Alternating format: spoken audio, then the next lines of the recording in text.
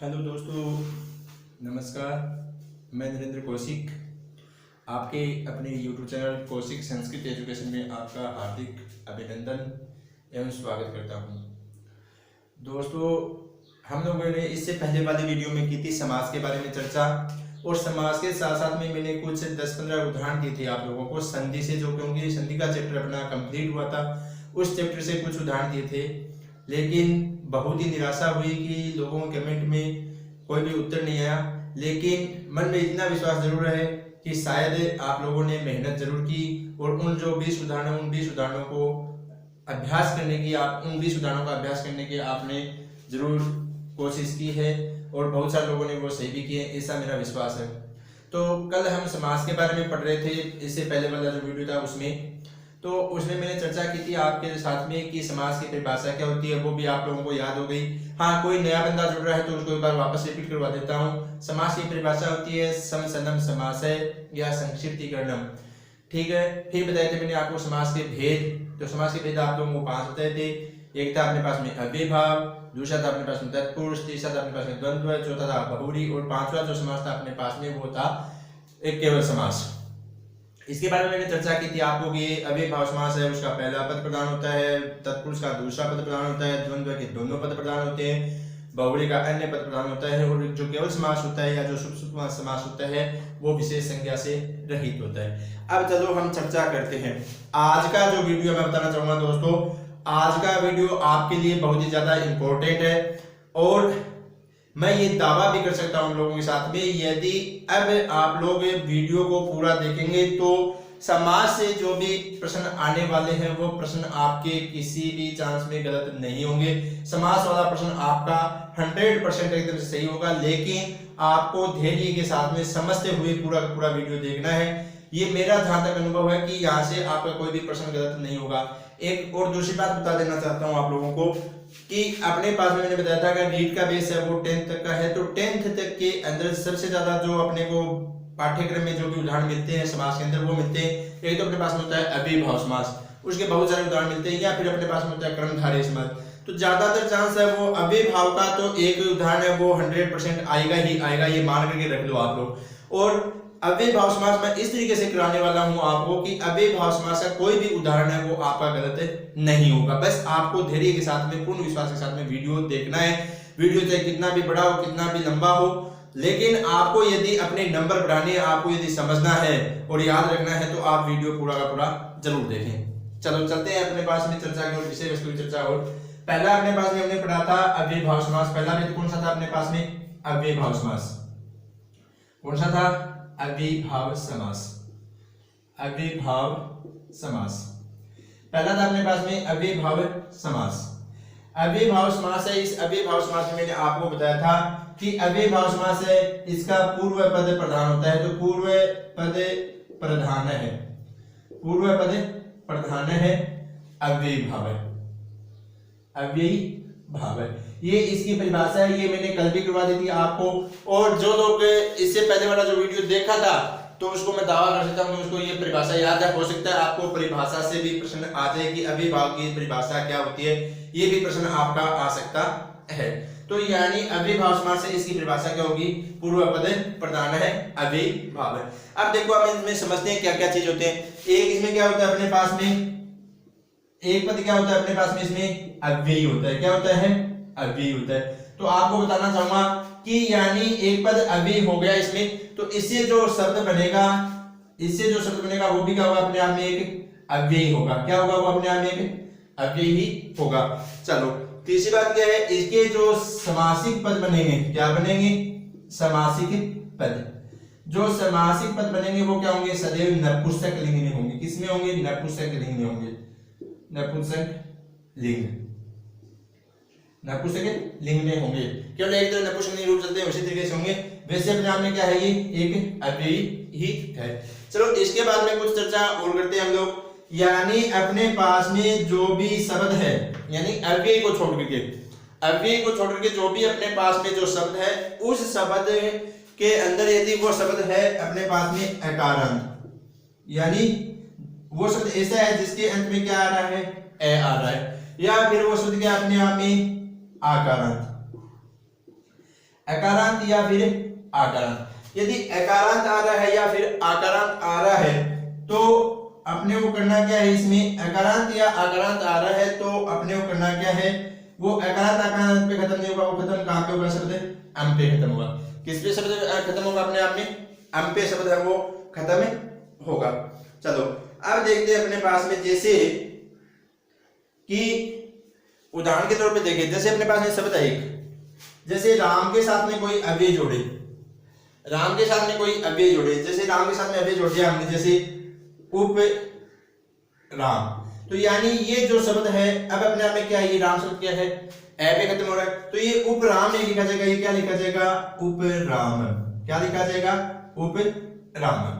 या फिर अपने पास में यहाँ पे शब्द हो जाए, मान लो कि रमा, तो अपने को क्या करना पड़ेगा, यहाँ पे उप रमा नहीं होगा, यहाँ पे शब्द क्या होगा, उप रमम, क्योंकि रमा शब्द वो क्या अपने आप में आकारांत है, तो यहाँ पे जो शब्द होगा वो अपने आप में क्या होगा, रमम हो जाएगा, चाहे वो अकारांत हो चाहे वो आकारांत हो।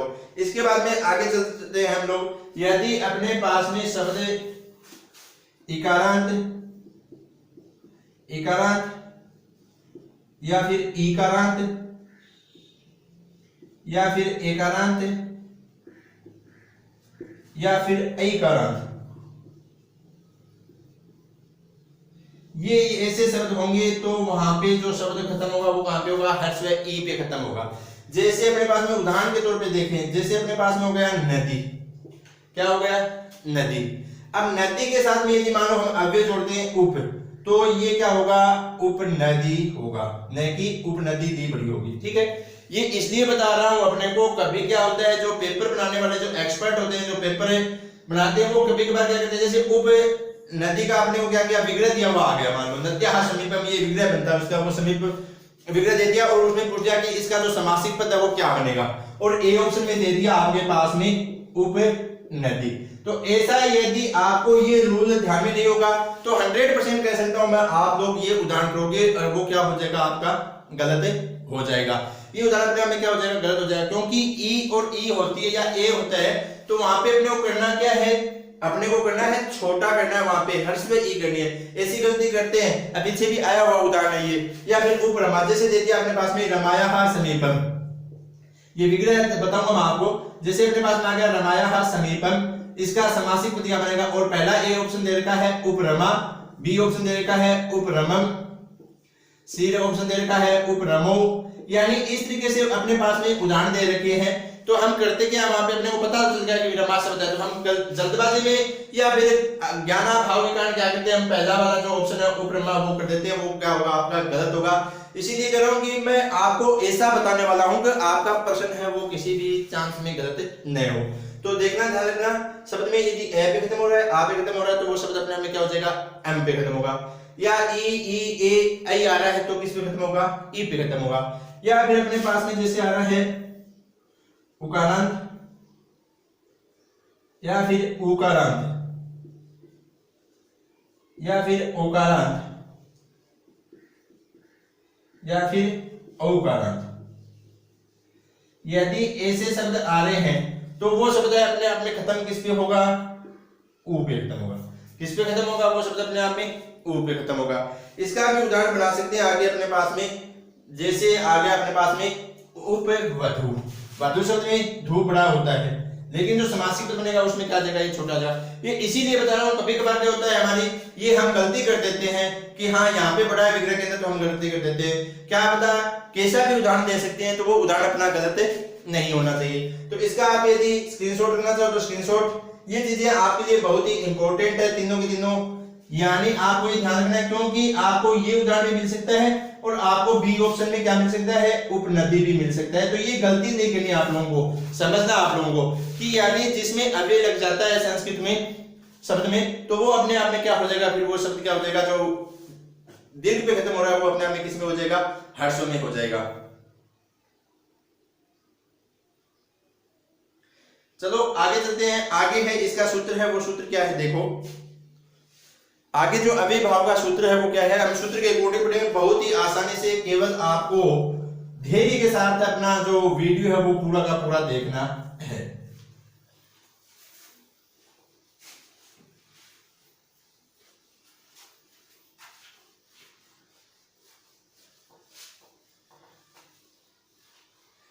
चलो अब चलते हैं आगे, अपने पास में सूत्र के अकॉर्डिंग चलते हैं। सूत्र है अपने पास में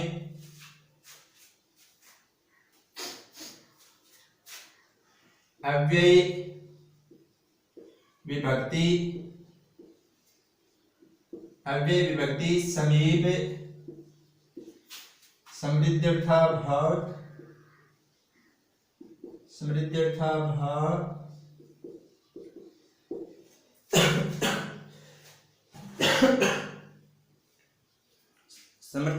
समृद्ध्यर्थाभाव संप्रति, समृद्ध्यर्थाभाव अत्यय संप्रति, अत्यय संप्रति, अत्यय संप्रति शब्द प्रादुर्भाव, शब्द प्रादुर्भाव योगपद्य, योगपद्य सादृश्य संपत्ति साकल्यान्त वचनेषु, साकल्यान्त वचनेषु। ये सूत्र है अपने को। देखो वैसे तो रीड के बेस के लिए ये सूत्र से संबंधित कोई भी शब्द ऐसा आएगा नहीं, ये अपने आप में कि ये जो शब्द है अपने आप में, इन शब्दों के योग में अव्ययी भाव समास होता है। इन शब्दों में क्या क्या होते हैं वो चीज पढ़नी है अपने को। ये तो केवल ये दिखाया है कि आपको देखना है इस सूत्र के अकॉर्डिंग। आपका कोई भी प्रश्न अव्ययी भाव समास से आने वाला है तो वो आपको गलत नहीं होगा, केवल आपको देखना है और समझना है। यदि फिर भी समस्या है आपको तो फिर आपको कमेंट जरूर करना है। ये मैं दावा कर सकता हूं आपके साथ में कि यदि आज अच्छी तरीके से पढ़ लोगे, ये वीडियो यदि अच्छी तरीके से देख लोगे, समझ लोगे, तो आपका समास वाला प्रश्न आपको कहीं पर भी नहीं जाएगा। अब चलो आगे चलते हैं अपने पास में। अब चलते हैं आगे अपने पास में। ये है अव्ययी भाव समास का। इसका स्क्रीनशॉट लेना चाहो लिख सकते हो, लिख सकते हो। वैसे तो ये बुक में दिया हुआ ही है, अपने को बुक की सहायता तो लेनी है। देखो बुक की सहायता तो लेनी है, बुक के बिना कुछ भी नहीं है, मैं भी नहीं हूं बुक के बिना। तो बुक की सहायता तो आपको लेनी है और ये सूत्र आपको बुक में मिल जाएगा। अपने को तो क्या है, समझना है। अपने को क्या करना है, समझना है। चलो अब चलते हैं आगे। जैसे अपने पास में पहली चीज है, जैसे सबसे पहले मैंने दिया था अव्यय। अव्यय का मतलब क्या हो गया, अव्ययी भाव समास। अव्यय का मतलब क्या हो गया, अव्ययी भाव समास। अब देखो आगे क्या है अपने पास में, आगे क्या है, देखो आगे शब्द क्या था अपने पास में, विभक्ति। शब्द क्या है अपने पास में, विभक्ति। शब्द क्या है अपने पास में, विभक्ति। तो देखो विभक्ति है वो किस उपसर्ग के योग में प्रयोग होता है उसका। तो एक बात और बता देना चाहता हूं आप लोगों को। अब आप लोगों को समास हो चाहे वो, या फिर अपने पास में हम जब भी वाक्य निर्माण सीखेंगे तो उनके लिए अपनों को जो शब्द रूप है वो शब्द रूप याद करने पड़ेंगे। क्या याद करने पड़ेंगे, शब्द रूप याद करने पड़ेंगे। इसलिए मैं आपको बता देता हूं, आप लोग को सबसे इंपॉर्टेंट एक बार आप पढ़ लो राम का, हरि का, लता का, नदी का, यानी ये चार इंपॉर्टेंट हैं, वो याद कर लो। अब बहुत सारे जो विद्यार्थी हैं उनको ये भी समस्या होती है कि सर हमारे शब्द रूप है वो याद नहीं होते। तो उनको मैं बताना चाहता हूं यदि आपको याद नहीं हो रहे शब्द रूप तो सबसे पहला तरीका तो ये है, आप इनके जो शब्द रूप है उनका लास्ट जो मात्राएं हैं, लास्ट जो मात्राएं यानी राम शब्द के बाद में या तो कोई मात्रा या कोई शब्द है वो सभी शब्द आप याद कर लो। यदि वैसे भी याद नहीं होते तो एक और भी अच्छा तरीका है, आप लोगों को करना क्या है, आप लोगों को केवल पढ़ना है, तैयारी करनी है आप लोगों को। तो जो भी 4-5 शब्द रूप है, जैसे वो एकारांत हो, आकारांत हो, इकारांत हो, उकारांत हो, जो भी 4-5 शब्द है उन 4-5 शब्दों को आप एक एक पेज के अंदर लिखो। और पेज के अंदर लिखने के बाद में जब भी आप सुबह को जब भी फ्री हो आप लोग तो 15-20 मिनट आप उसकी रीडिंग लगाओ, 15-20 बार उसकी रीडिंग लगा दो। तो ऐसे करके आप प्रत्येक दिन कम से कम जो भी 4-5 शब्द रूप आपको याद करने, उन 4-5 शब्द रूप को आप 15 से 20 बार रीडिंग लगा दो। आप लोग 15 से 20 बार, यानी आप लोग ऐसा करोगे तो 4-5 दिन में आपके वो शब्द रूप है वो एकदम से याद हो जाएंगे। यानी इसके ऊपर आपको इतने दिमाग के ऊपर जोर देने की आवश्यकता नहीं, केवल आपको क्या करनी है, रीडिंग करनी है। एक बार बैठे 8-10 रीडिंग लगाई, एक बार बैठे 8-10 रीडिंग लगाई, और 8-10 रीडिंग लगाने 4 शब्द रूप है, 8-10 रीडिंग लगाने में कोई भी ज्यादा समय आपका व्यतीत नहीं होगा, ज्यादा समय भी आपका नहीं लगेगा। समझ रहे हो मेरी बात। तो आपको सबसे इजी तरीका ये, या तो आप लोग क्या है अंतिम में जो मात्राएं हैं, अंतिम में जो मात्राएं हैं वो देखो, बुक आपके पास में है तो उसको याद करो, वो आपको रट्टे मारने पड़ेंगे बहुत ज्यादा। और ये जो अपना तरीका है वो सबसे इजी तरीका है। जो भी आपको 8-10 शब्द नोट करने वो पेज में उतार दो और उसकी रीडिंग करो। 15-20 मिनट में उसकी रीडिंग लगा दी, फिर 15-20 मिनट में ली उसकी रीडिंग लगा ली। ऐसे करके आप 15-20 बार रीडिंग प्रत्येक दिन लगाओ, ताकि आप एक सप्ताह के अंदर वो शब्द रूप आपके याद हो जाएंगे। क्योंकि शब्द रूप भी अपने सिलेबस में है, तो आप शब्द रूप से भी 2-3 प्रश्न कमाने वाले हो। एक तो अपने सिलेबस में इनसे सीधा क्वेश्चन आएगा, आपको वाक्य निर्माण करने होंगे तब आएगा, आपको समास करने होंगे तब आएंगे। तो यानी आप लोगों के लिए 2-3 क्वेश्चन है वो शब्द रूप के अकॉर्डिंग चलते हैं, तो वो भी अपने को याद करने हैं। चलो अब आ जाते हैं वापस अपने टॉपिक पे। पहला अपने पास में विभक्ति। विभक्ति है वो किस उपसर्ग के योग में प्रयोग किया जाता है? अपने को अधि उपसर्ग के। कौन से उपसर्ग के? अधि। अधि उपसर्ग का उपसर्ग कितने होते हैं? 22। तो यानी जिस शब्द के साथ में यदि अपने पास में अधि उपसर्ग आ जाए, क्या आ जाए? अधि उपसर्ग आ जाए। यदि जिस शब्द के साथ में अधि उपसर्ग आ गया तो उस जो सामासिक पद मैंने आप लोगों को बताया था कि अपने पास में समासिक पद होगा, उसका विग्रह करना है। तो यदि किसी शब्द के साथ में अधि उपसर्ग आ रहा है तो हमें करना क्या है? जो अपने पास में शब्द है, यानी जो अधि उपसर्ग के साथ में जो शब्द लगा है, अधि उपसर्ग के साथ में जो भी शब्द लगा है, कोई भी शब्द हो, चाहे वो राम हो, चाहे वो हरि हो, चाहे वो कृष्ण हो, चाहे वो लता हो, कोई भी शब्द लगा है, तो उस शब्द को हम करेंगे क्या? उस शब्द को हम करेंगे सप्तमी विभक्ति में प्रयोग करेंगे। उसका किस विभक्ति में करेंगे? सप्तमी विभक्ति में। कौन सी विभक्ति होगी वहां पे? सप्तमी विभक्ति होगी। और ज्यादातर उदाहरणों में होगा क्या? एक वचन ही होगा। क्या होगा? एक वचन। अधि का मतलब होता है किसी चीज के अंदर अपने को रम जाना है, किसी चीज में अपने को रहना है, वो होता है अधि। में जो होता है वो। तो अब अपने को क्या करना है? उस शब्द के साथ में क्या करना है? अपने को सप्तमी विभक्ति लगानी है। और जो अधि उपसर्ग है वो चला जाएगा इस शब्द के बाद में। मान लो कि उसको क्या करना है? इति लिखना है। जैसे उदाहरण पर समझे हम लोग, जैसे उदाहरण पर समझे, अपने पास में शब्द आ गया अधि कृष्ण, अधि रमा, अधि राम। तो बताओ ये सब उदाहरण सही है क्या? ये उदाहरण सही नहीं है, क्योंकि ये जब कृष्ण है वो कहां है? मैं होगा। ये जो है तो यहाँ पे रमा होगा ना कि रमा, यहाँ पे अधि राम, यानी ऐसे शब्द हो गए। या फिर हो गया अपने पास में उप हरि, उप हरि, यानी ये जो उदाहरण है अपने आप में, जैसे हो गया उप अधि कृष्णम, अधि रमम, अधि रामम। यहाँ पे क्या लिख दिया? ऊपर लिख दिया अधि हरि को, यहाँ पे अधि हरि। ये जो उदाहरण है अपने पास में अधि हरि, तो इनमें करना क्या है अपने पास में? इनमें करना है अपने को कि जो भी ये शब्द है, जो भी ये शब्द आ रहे हैं, उन शब्दों को अपने को क्या करना है? सप्तमी विभक्ति में प्रयुक्त करना है। जो भी शब्द आ रहे हैं, जैसे अपने को करना है कृष्ण का विग्रह करना है, तो कृष्ण का क्या विग्रह करेंगे हम लोग? अधि कृष्ण का विग्रह क्या होगा? कृष्ण की सप्तमी विभक्ति होती है कृष्णे। क्या होती है? कृष्ण को भी राम के समास लेंगे, एकारांत है, तो क्या हो जाएगा? कृष्णे इति। क्या हो जाएगा?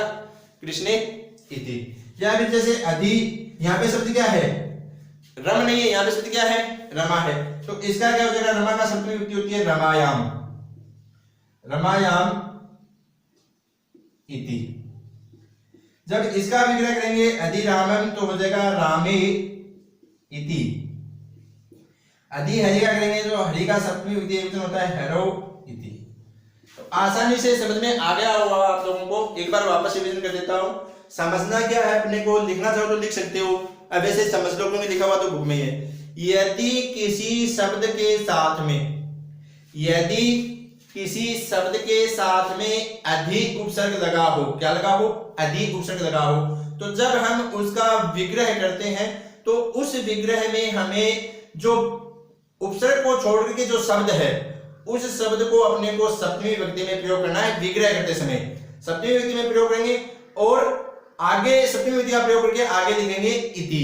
जैसे अपने पास में उदाहरण लिखा था अधि कृष्णम, तो क्या हो जाएगा? सप्तमी विभक्ति की कृष्णे इति। अधि रमम है, शब्द क्या था वहां पे? रमा है, क्योंकि मैंने आप लोगों को पहले ही बता दिया था कि एकारांत हो आकारांत हो अपने को करना क्या है? अम करना है। तो यदि अधि रमम है तो शब्द क्या है? यहाँ पे रमा है, तो रमायाम इति हो गया। या फिर अधिरामम है तो अपने पास में विभक्ति सप्तमी करनी है, रामे इति। अधिहरि हो गया, सप्तमी विभक्ति क्या होगा, हरो इति। इस तरीके से आप बहुत ही आसानी से समझ सकते हो कि यदि कोई भी शब्द अपने को, वो तो समझ में आ जाएगा यदि किसी शब्द के साथ में अव्यय लगा तो अव्ययभाव समास है, लेकिन समस्या कहां पर आएगी अपने को, समस्या वहां पर आएगी अपने को कि जब उनका विग्रह करना पूछेंगे कि उनका विग्रह बनेगा क्या, तो विग्रह करते समय अपने को पूछेंगे तो विग्रह का ध्यान रखना अपने को। विग्रह क्या करना अपने को, यदि अधि लगा है सप्तमी विभक्ति करो और आगे इति लिखो। तो ये था अपने पास में विभक्ति अर्थ में। आशा करता हूं अच्छी तरीके से समझ में भी आ रहा होगा। स्क्रीनशॉट लिखना, कुछ भी करना चाहो तो आप लिख सकते हो और स्क्रीनशॉट ले सकते हो। चलो अब चलते हैं दूसरे विभक्ति। आगे क्या था, समीप। दूसरा क्या था अपने पास में, समीप।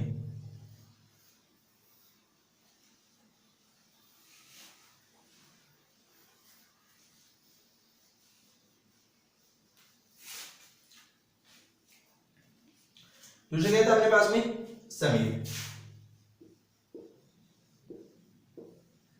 वैसे अधिका मैंने आपको बता दिया था, अधिका अर्थ है अपने क्या लेना वहां पे, यानी किसी चीज में रहना होता है, में होता है, वो होता है अधिक। आगे क्या अपने पास में, समीपम। देखो समीप शब्द है, वो समीप शब्द किस उपसर्ग के योग में होता है, यानी अपने पास में यदि उप उपसर्ग हो। कौन सा उपसर्ग हो, उप। कौन सा उपसर्ग हो, उप उपसर्ग हो। ध्यान में रखना, उप उपसर्ग हो। अब देखो सीधा सा समझ लेते हैं, यदि किसी शब्द के साथ में उप उपसर्ग लगा हो, क्या लगा हो, उप उपसर्ग लगा हो किसी शब्द के साथ में, तो जैसे मान लो कि यदि उप जोड़ कोई भी शब्द है अपने पास में, कोई भी शब्द है, तो अब अपने को करना क्या है, समझना क्या है इसमें, ये जो शब्द है, जो भी शब्द है, वहां पे राम हो चाहे लता हो चाहे हरि हो कृष्ण हो, कोई भी शब्द है, उस शब्द को अपने को करना क्या है, षष्ठी विभक्ति में प्रयोग करना है। कौन सी विभक्ति में करना है, षष्ठी विभक्ति में। कौन सी में करना है, षष्ठी विभक्ति में करना है। और षष्ठी विभक्ति में ज्यादातर उदाहरण एक वचन में आएंगे, हो सकता है कोई वचनानुसार होते हैं, ये वचनानुसार होते हैं, लेकिन ज्यादातर उदाहरण हो क्या है, एक वचन में आएंगे। अब क्या करना अपने को, षष्ठी विभक्ति में तो इनका प्रयोग कर दिया, और षष्ठी विभक्ति में प्रयोग करके आगे क्या लिखना है, उपसर्ग नहीं लिखना, आगे क्या लिखना है, समीपम लिखना। क्या लिखना है, समीपम लिखना। आगे बात समझ में आ रही है। चलो वापस रिपीट कर देता हूं, यदि कोई शब्द है उस शब्द के साथ में, यदि स्पीड आपको फास्ट लग रही है तो लिखना जरूर, बताना जरूर, यदि किसी शब्द के साथ में उप उपसर्ग लग रहा है तो उस शब्द को अपने को करना क्या है, षष्ठी विभक्ति करनी है। क्या करनी है, षष्ठी विभक्ति करनी है। और षष्ठी विभक्ति करने के बाद में आगे क्या लिखना अपने को, समीपम लिखना है।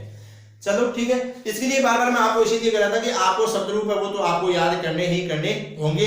बेहतरीन तरीका भी मैंने आप लोगों को बता दिया कि शब्द रूप कैसे याद होंगे, वो भी बता दिया। आप खुद कंपेयर करके देख लेना एक बार, एक शब्द आप ऐसा करके देखो, यदि फिर भी याद नहीं होते तो देख लेना चाहिए। ये मेरा दावा है, आपको कंफर्म याद हो जाएंगे। चलो जैसे अपने पास में शब्द आ गया उप रमम, या आ गया अपने पास में उप नदी, जैसे शब्द आ गया अपने पास में उप कृष्णम, जैसे शब्द आ गया अपने पास में उप लतम। ये अपने आप में शब्द आ रहे हैं, जैसे आ गया उप रमम, उप नदी, उप कृष्णम, उप लतम, ये शब्द। अब देख लो, आप खुद ही देख लो, उप उपसर्ग लगा हुआ है आगे शब्द ये। देखो पहला शब्द क्या है, आप खुद कंपेयर करो। पहला मैंने उदाहरण निकाला आपको उप रमम, तो पहला यहाँ पे शब्द क्या है, यहाँ पे उप उपसर्ग के साथ में शब्द क्या है, क्या रम शब्द है या फिर राम शब्द है या फिर रमा शब्द है, खुद कंपेयर करके देखो। तो यहाँ पे आप लोगों को पहले बता चुका हूँ, इसीलिए मैं कह रहा हूँ कि ध्यान से एकाग्रचित होकर के वीडियो देखना। यहाँ पे जो शब्द है वो कौन सा है, रमा है। अब अपने को करना क्या है, रमा शब्द है, उस रमा शब्द का षष्ठी विभक्ति में प्रयोग करना है। इसीलिए बता रहा हूँ आपको, समास तभी समझ में आएंगे आप लोगों को जब आप शब्द रूप है वो याद कर दोगे। तो रमा शब्द है, उसका षष्ठी विभक्ति क्या होगा, षष्ठी विभक्ति हो जाएगा उसका रमायः। क्या हो जाएगा, रमायः। आगे क्या करना है अपने को, समीपम। क्या करना है आगे अपने को, समीपम। यानी अपने पास में यदि उदाहरण दिया हुआ गया, यदि उपरमम दिया हुआ है, कोई भी पूछेगा सभी बता देंगे कि उपरमम में अव्ययभाव समास, सब बता देंगे। ऑल टोटल जितने भी है सब्जेक्ट, उसके इंग्लिश सब्जेक्ट हो तो भी वो बता देगा कि उपरमम में अव्ययभाव समास है। लेकिन समस्या कहां पे आती है अपने को, समस्या वहां पे आती है कि उपरमम का विग्रह क्या होगा। तो विग्रह क्या होगा वहां पे। अब आप लोगों को ये चीज आप नहीं बोलोगे, यदि आप किसी ने भी पूछना चाहिए निंदों में भी पूछना भी उपक्रम का विग्रह बताओ तो आप तुरंत बता दोगे। यदि शब्द रूप भी नहीं होगा तो भी आप उसको समझा दोगे कि उस शब्द का षष्ठी विभक्ति करनी है और आगे लिखना है समीपम। यानी उप का मतलब क्या होता है, समीप होता है। आगे क्या अपने पास में उपनदी, क्या हो जाएगा नद्याः समीपम, क्या हो जाएगा नद्याः समीपम। इसके बाद में क्या है अपने पास में उपकृष्णम, तो क्या हो जाएगा कृष्णस्य समीपम, क्या हो जाएगा कृष्णस्य समीपम। इसी तरीके से यदि अपने पास में उपलतम है तो क्या हो जाएगा लतायाः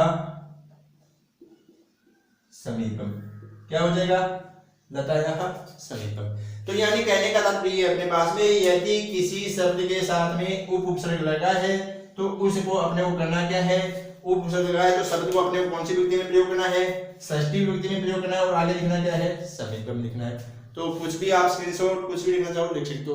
दो बता दिया आपको, आदि के साथ में क्या करना है सप्तमी विभक्ति लगानी है, उप के साथ में कौन सी लगानी है, उप के साथ में अपने को षष्ठी विभक्ति का प्रयोग करना है और आगे लिखना क्या है उसके बाद में लिखना है अपने को कि समीपम, षष्ठी विभक्ति में प्रयोग किया आगे लिख दिया अपने को समीपम। अब आगे क्या था अपने पास में अव्यय विभक्ति समीप समृद्धि था, क्या था आगे अपने पास में समृद्धि। चलो ये कुछ भी करो आप लिख लो या स्क्रीनशॉट ले लो।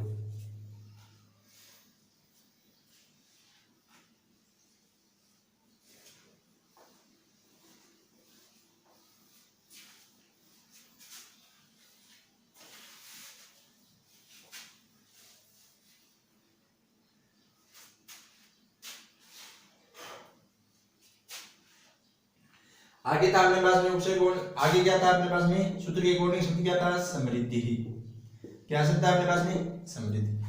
आगे पास में ये बताया था आपको, आगे क्या था समृद्धि। समृद्धि के योग में अपने पास में उपसर्ग कौन सा मिलेगा वो बता देता हूं मैं आपको। उपसर्ग का वो मिलेगा सु, कौन सा उपसर्ग मिलेगा सु उपसर्ग मिलेगा। यानी यहाँ पे क्या मिलेगा सु उपसर्ग है तो सु उपसर्ग के योग में कौन सी विधि कौन सा शब्द बनेगा समृद्धि ही शब्द बनेगा। कौन सा शब्द बनेगा समृद्धि। अब देखो यदि कोई भी शब्द है उसके साथ में सु उपसर्ग लगा है, कोई भी शब्द है उसके साथ में क्या लगा है सु उपसर्ग लगा है, तो यदि सु उपसर्ग लगा है तो उस शब्द को अपने को करना क्या है षष्ठी विभक्ति में प्रयोग करना है। कौन सी में करना है षष्ठी विभक्ति में। और जो ज्यादातर उदाहरण बनेंगे षष्ठी विभक्ति के वचन कौन सा होगा उसमें बहुवचन होगा। कौन सा वचन होगा ज्यादातर उदाहरणों में कौन सा वचन होगा बहुवचन होगा ज्यादातर उदाहरणों में। और अब करना क्या है अपने को षष्ठी विभक्ति में प्रयोग करके इस सु की जगह क्या करना है अपने को समृद्धि ही शब्द लिखना है। क्या शब्द लिखना है अपने को समृद्धि ही शब्द लिखना है। कौन सा शब्द लिखना है अपने को समृद्धि ही शब्द लिखना है। यदि मान लो अपने पास में किसी शब्द के साथ में सु उपसर्ग आता है तो सु उपसर्ग आने पर हमें करना क्या है शब्द को षष्ठी विभक्ति में प्रयोग करेंगे। ज्यादातर उदाहरणों में मिलेगा क्या अपने को बहुवचन करना है उसको और आगे क्या हो जाएगा समृद्धि। यानी षष्ठी विभक्ति है वो वचनानुसार होगी लेकिन ज्यादातर उदाहरण मिलेंगे वो क्या मिलेंगे बहुवचन मिलेंगे। एक वचन तो क्या होगा कोई स्थान विशेष से नाम आ जाए, जैसे आगे अपने पास में सु राजस्थानम या सु भारतम, ऐसे जो उदाहरण मिलेंगे वो क्या होंगे अपने आप में वो एक वचन में होंगे। लेकिन ज्यादातर उदाहरण जैसे आगे अपने पास में सुविप्रम सुब्राह्मणम क्षुक्षत्रम यानी ऐसे जो उदाहरण आगे वो अपने आप में क्या होंगे बहुवचन में होंगे। समझ लिया होगा। सु का क्या हो गया समृद्धि हो गया और शब्द में क्या करना है अपने को षष्ठी विभक्ति करनी ही है। अब चलो आगे चलते हैं। जैसे उदाहरण है अपने पास में, जैसे पहला उदाहरण आ गया अपने पास में सुविप्रम, क्या आ गया सुविप्रम। विप्रम शब्द का अर्थ जानते होंगे आप लोग, विप्र शब्द का अर्थ होता है ब्राह्मण, तो सुविप्रम आ गया। तो अब यदि यहाँ पे क्या होगा इसका जो हम विग्रह करेंगे तो वो विग्रह क्या होगा। देखो मैंने बताया आपको शब्द में कौन सी विभक्ति करनी है षष्ठी विभक्ति, करना क्या है बहुवचन करना है। तो क्या हो जाएगा विप्राणाम, क्या हो जाएगा विप्राणाम। आगे क्या होगा समृद्धि, क्या हो जाएगा आगे विप्राणाम समृद्धि। ठीक है। इसी तरीके से अपने पास में आ गया स्वार्यम, तो कौन सा शब्द है यहाँ पे स्वार्यम में उपसर्ग कौन सा है सु है और आगे क्या शब्द क्या है आर्य। चलो एक और कंपेयर कर देता हूं आपको। यदि ये उदाहरण पूछते और इसमें पूछते कि संधि कौन सी है, संधि कौन सी है तो बता सकते हो आप लोग कि स्वार्यम में संधि कौन सी है। जल्दी से दिमाग लगाओ स्वार्यम में संधि कौन सी है। यदि पूछ ले ऐसा स्वार्यम में संधि कौन सी है तो बताओ कौन सी होती है संधि, बताओ जल्दी से। चलो सोच लिया होगा शायद मैंने। स्वार्य में यदि पूछे, मैं एक बार बता देता हूँ, स्वार्य में यदि संधि आ जाए तो संधि कौन सी है इसमें? यंग संधि होती है। अब कर लेना आप लोग कैसे होती है यंग संधि, बाद में कमेंट में लिख देना फिर भी यदि समझ में नहीं आए। स्वार्य में अपने को करना क्या है? षष्ठी विभक्ति बनानी है। शब्द क्या है? आर्य, तो क्या हो जाएगा? आर्याणाम। आर्याणाम आगे क्या आ जाएगा? समृद्धि। आर्याणाम समृद्धि। या अपने पास में शब्द आ जाए सुमद्रम। सुमद्रम, तो क्या करना है अपने को? मद्राणाम समृद्धि। मद्राणाम समृद्धि।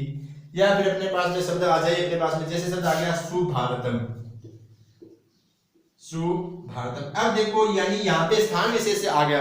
स्थान विशेष यानी भारत है वो क्या है? एक है तो एक वचन में ही होना है। यहाँ पे क्या होगा? भारत नाम नहीं होगा, यहाँ पे क्या होगा? भारतस्य समृद्धि। भारतस्य समृद्धि। तो यानी जहां पे स्थान विशेष से यदि आ गया तो वो स्थान तो अगर आपको एक मिलेगा तो वहां पे अपने को करना क्या है? एक वचन करना है। वापस रिवीजन करवा देता, रिपीट लगा देता हूं आप लोगों को। यदि अपने पास में किसी शब्द के साथ में क्या मिल गया? सुउपसर्ग मिल गया। किसी शब्द के साथ में क्या मिल गया अपने को? सुउपसर्ग मिल गया। जैसे कोई भी शब्द है उसमें यदि अपने को सुउपसर्ग मिल गया तो हमें करना क्या है? उस शब्द को षष्ठी विभक्ति में करना है। वचन है वो वचनानुसार ही होंगे, प्रयुक्त एक वचन बहुवचन वो वचनानुसार होंगे। और षष्ठी विभक्ति में प्रयोग करने के बाद में उस शब्द के आगे शब्द क्या लिखेंगे? समृद्धि ही लिखेंगे। जैसे अपने पास में उदाहरण लिखा था सुविप्रम यानी विप्राणाम समृद्धि, सुआर्यम यानी आर्याणाम समृद्धि, सुमद्रम यानी मद्राणाम समृद्धि, सुभारतम यानी भारतस्य समृद्धि। तो आशा करता हूं कि तीनों जो अव्यय हैं अपने को, जैसे हमने पढ़ा था अधिका पढ़ लिया था, हमने समीपा पढ़ लिया है, हमने समृद्धि पढ़ लिया, तो तीनों आ गए। आपको देखना है, आपको समझना। हाँ यदि आप लोगों को नंबर नहीं लेकर के आने हैं तो मत देखो चाहे, लेकिन यदि आपको नंबर लेकर के आने हैं, आपको यदि है कोई भी, तो मैं दावा करता हूं कि आपको इससे इजी तरीका, आसान तरीका आपको नहीं मिलेगा। और समझना है यहाँ से प्रश्न भी किसी भी चांस में गलत नहीं होगा, ये मेरा विश्वास बोल रहा है। चलो आगे कौन सा है अपने पास में? समृद्धि। आगे शब्द है अपने पास में व्यर्थी। आगे कौन सा शब्द है अपने पास में? व्यर्थी। इसका आप स्क्रीनशॉट ले लो, चाहे लिखना चाहो तो लिख सकते हो।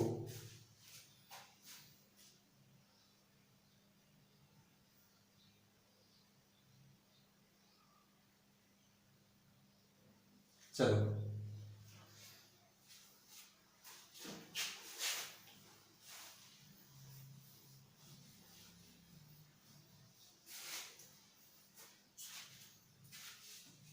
आगे कौन सा है अपने पास में? व्यर्थी।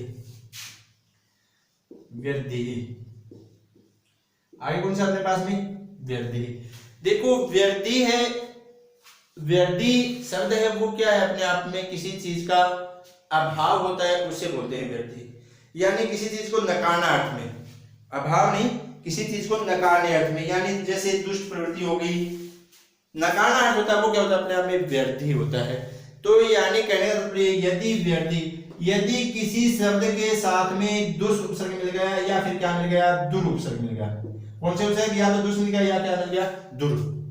तो दुष्ट और दुर शब्द के साथ में यदि कोई भी शब्द आता है, क्या आता है? कोई भी शब्द किस उपसर्ग के साथ में? या तो वो दुष्ट उपसर्ग के साथ में या वो किसके साथ में? दुर उपसर्ग के साथ में। दुष्ट और दुर के साथ में यदि कोई भी शब्द आता है तो उस शब्द को हम प्रयोग करेंगे, षष्ठी विभक्ति में प्रयोग करेंगे। और वही है जैसा हमने समृद्धि में किया था वैसे ही यहाँ पे क्या हो जाएगा?